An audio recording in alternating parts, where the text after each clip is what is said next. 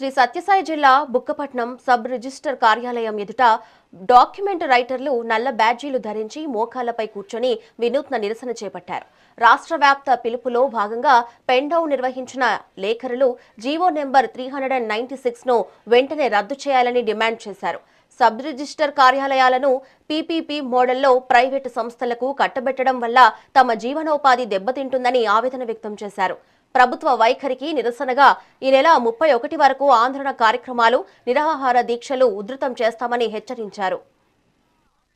396 జీవోను వెంటనే 396 జీవోను వెంటనే డాక్యుమెంటల్ ప్రభుత్వం వెంటనే డాక్యుమెంటల్ వెంటనే డాక్యుమెంటల్ ప్రభుత్వం వెంటనే డాక్యుమెంటల్ ఐక్యత 396 జీవోను వెంటనే 396 జీవోను వెంటనే 396 జీవోను వెంటనే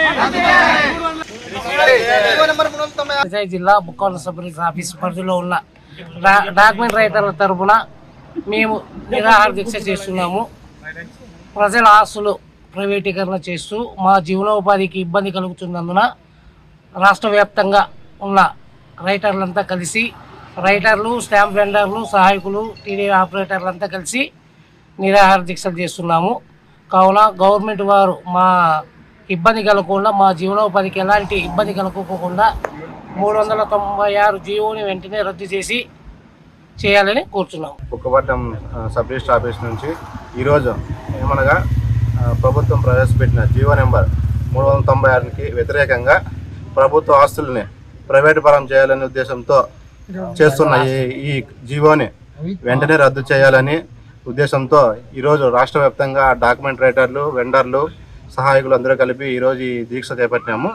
దీనికి ఈ రోజు నుంచి అనగా 20 తేదీ నుండి ఈ నెల 31 తేదీ వరకు ఈ ధర్నాలు అలాగే కొనసాగిస్తూ ప్రభుత్వం వ్యతిరేకతగా ఈ జీవోను రద్దు చేసే వరకు మేము ఇలాగే పోరాడతామని తెలియజేస్తున్నాము.